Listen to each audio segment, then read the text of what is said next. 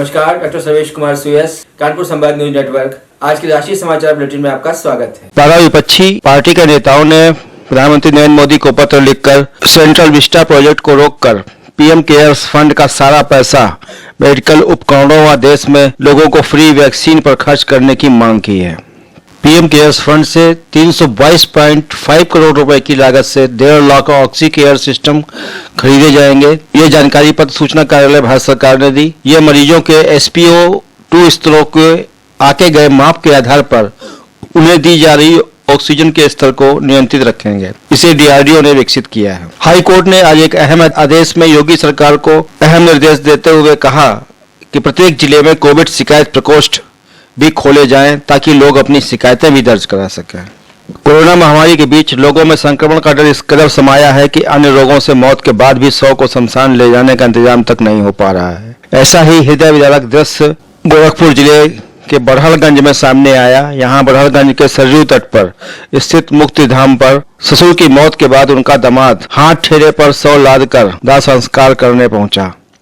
मऊ जनपद के बनकटा बहराजपुर निवासी 100 वर्षीय भागवत गुप्ता बड़हलगंज ब्लॉक के भैंसावली गांव में कोई पुत्र न होने से अपनी बेटी के घर पर रहते थे। लोगों ने कोरोना से उनकी मौत समझकर उनके शव को कांधा देने से इनकार कर दिया। गोरखपुर में आज तेज आंधी के साथ झमाझम बारिश हुई। दिन में ही अंधेरा छा गया। पूर्वांचल के गाजीपुर बलिया जिले में गंगा में मिली 140 लाशों को जिला प्रशासन ने दफना दिया। नदी किनारे पुलिस का पहरा बढ़ा दिया गया है। मुख्यमंत्री योगी आदित्यनाथ ने प्रदेश की नदियों में बहाए जा रहे शवों पर कहा है कि अंतिम संस्कार की क्रिया मृतक की धार्मिक मान्यताओं के अनुरूप सम्मानित तरह से की जानी चाहिए। इस तरह शव नदियों में बहाने से पर्यावरण के अनुकूल नहीं है। उन्होंने अफसरों को निर्देश दिया कि इस संबंध में धर्म गुरुओं से संवाद कर जनता को जागरूक किया जाए। लखनऊ के मेदांता अस्पताल में पूर्व क्रिकेटर RP सिंह के पिता का निधन हो गया है। वे कोरोना से संक्रमित थे।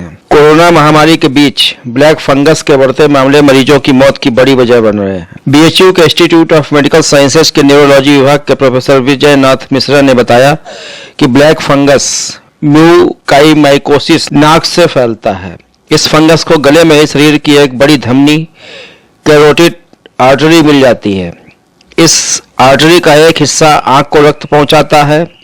यह एक अलग तरह का फंगस है जो रक्त वाहिकाओं में छेद करने की क्षमता रखता है। यह रक्त के जरिए पूरे शरीर में फैल जाता है और रक्त प्रवाह को रोकता है, जिससे रक्त वाहिकाएं सूख जाती हैं, जो गैंग्रीन की तरह काले रंग का दिखता है।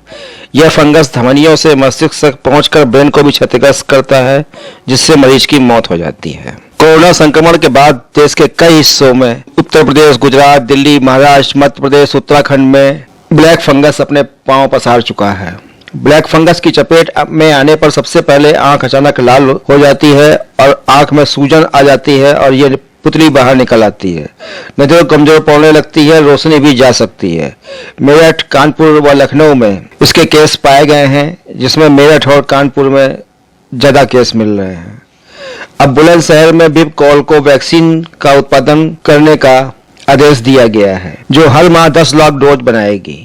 बिबकॉल के MD संदीप कुमार लाल ने बताया कि हर माह 1 मिलियन डोज का यहां उत्पादन होगा। स्वास्थ्य मंत्रालय ने इसके लिए 30 करोड़ का बजट स्वीकृत किया है। भारत बायोटेक और बिबकॉल के बीच एक MOU साइन हुआ है। Bharat Immunologicals and biologicals corporation limited पहले पोलियो वैक्सीन बनाती थी, लेकिन अब यह कोरोना वैक्सीन बनाएगी। बुलंदशहर के चोला में स्थित बिबकॉल एक पब्लिक सेक्टर यूनिट है, जिसकी स्थापना 1989 में प्रधानमंत्री राजीव गांधी ने अपने ड्रीम प्रोजेक्ट के रूप में की थी। बुलंदशहर के DM ने आज बिबकॉल फैक्ट्री का वैक्सीन उत्पादन के दृष्टिकोण से निरीक्षण किया। उत्तर प्रदेश लोक सेवा आयोग की PCS एवं प्रवक्ता परीक्षा स्थगित कर दी गई है। यह 13 एवं 20 जून को होनी थी। PCS 2021 प्रारंभिक परीक्षा 13 जून को होनी थी। 538 पदों की भर्ती के लिए कुल 6,91,973 अभ्यर्थियों ने आवेदन किया था। कोरोना संक्रमण को देखते हुए स्थगित किया गया है। राजकीय इंटर कॉलेज में प्रवक्ता पद पर 1473 पदों के लिए 5 लाख अभ्यर्थियों ने आवेदन किए हैं। इस परीक्षा को भी स्थगित कर दिया गया है। यूपी में बुधवार को कोरोना संक्रमण के 18,125 मामले सामने आए हैं तथा 329 लोगों की मौत हुई है।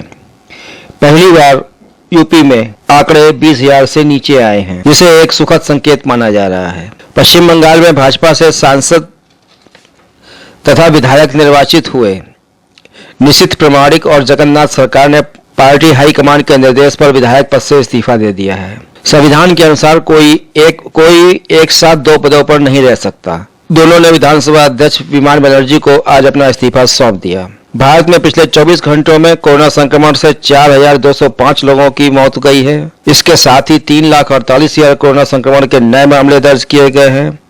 भारत में ठीक होने की दर 82.75% हो गई है। कोविड प्रबंधन पर सुनवाई करने वाले सुप्रीम कोर्ट के जज DY चंद्रचूड़ कोरोना पॉजिटिव हो गए हैं। उनका पूरा स्टाफ भी संक्रमित हो गया है। कोविड प्रबंधन पर गुरुवार को सुप्रीम कोर्ट में होने वाली सुनवाई टाल दी गई है। देश में कोरोना से उबरने के बाद कुछ लोगों में ब्लैक फंगस यानी म्यूकोमाइकोसिस का संक्रमण देखा जा रहा है, जिसे देखते हुए डॉक्टरों ने मरीजों की दवाओं में एम्फोटेरिसिन बी लिखना शुरू कर दी है। केंद्रीय रसायन एवं उर्वरक मंत्रालय ने दवा कंपनियों को इस दवा का उत्पादन बढ़ाने के निर्देश दिए हैं। राज्यों से कहा गया है कि वे इस दवा का निजी व सरकारी अस्पतालों में समान रूप से वितरण करें। नासा ने कोरोना काल में घरों में money plant, peace lily, snake plant, रबड़ प्लांट, स्पाइडर, बेबेजाम, एरेका पाम, बोस्टर्स फर्न आदि पेड़ों को घरों में लगाने की सिफारिश की है, ताकि कोरोना काल में लोगों को शुद्ध ऑक्सीजन मिल सके। ये पौधे बहुत तेजी से ऑक्सीजन देते हैं व वातावरण की गंदी गैसों को सोखते हैं। केंद्रीय सूचना एवं प्रसारण मंत्री प्रकाश जावड़ेकर ने बताया कि अब भारत में ही इलेक्ट्रिक कारों की बैटरी बनेंगी। 18,100 करोड़ के PLI इंसेंटिव को मंजूरी केंद्र सरकार ने प्रदान कर दी है। केंद्र सरकार ने कहा है कि हम बैटरी स्टोरेज के लिए अभी 20,000 बैटरी स्टोरेज बाहर से आयात करते हैं।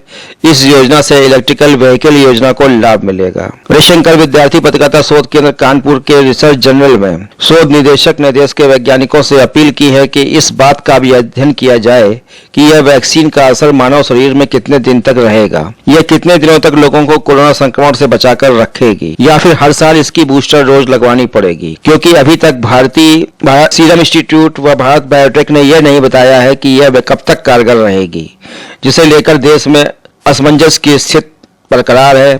कोई भी वैक्सीन लगाए जाने के बाद शरीर में एंटीबॉडी विकसित कर देती है, लेकिन समय समय पर इस एंटीबॉडी को चेक करने का प्रयास भी किया जाना चाहिए कि इसका असर है कि खत्म हो गया है। भारत में 16 जनवरी 2021 को कोरोना वैक्सीन की पहली डोज लगाई गई थी। अब इसका वैज्ञानिक शोध के बाद जो अध्ययन होगा वो अक्टूबर-नवंबर में ही दिखाई देगा। अक्टूबर में भारत में कोरोना की तीसरी लहर के संकेत पहले से ही मिल चुके हैं। भारतीय मजदूर संघ ने राष्ट्रीय महासचिव विनोद कुमार सिन्हा ने श्रम मंत्री को पत्र भेजकर कहा है कि पिछले 1 साल से देश के अनेक ESI अस्पतालों को कोविड अस्पतालों में तब्दील कर दिया गया है। ऐसे में इन अस्पतालों में इलाज कराने वाले श्रमिकों को सामान्य इलाज के लिए दूसरे अस्पतालों और प्राइवेट अस्पतालों का रुख करना पड़ रहा है। अतः इन श्रमिकों को मुआवजा प्रदान किया जाए। केंद्रीय स्वास्थ्य मंत्रालय ने कोरोना के नए वेरिएंट को भारत का वेरिएंट करार देने पर गंभीर चिंता व्यक्त की है और कहा है कि वेरिएंट किसी देश की सीमा या देश के नाम पर नहीं होता, यह संपूर्ण विश्व में एक ही नाम से पहचाना जाता है। जो भारत में है वही ब्रिटेन में है, जो ब्रिटेन में है वही अमेरिका में है। इसलिए वेरिएंट को भारत का कहना गलत है। देश के उत्तर भारत के अनेक हिस्सों में आज शाम तेज आंधी के साथ हल्की बूंदाबांदी हुई और मौसम खुशगवार हो गया। आज की राष्ट्रीय समाचार बुलेटिन में बस इतना ही। धन्यवाद। शुभ रात्रि।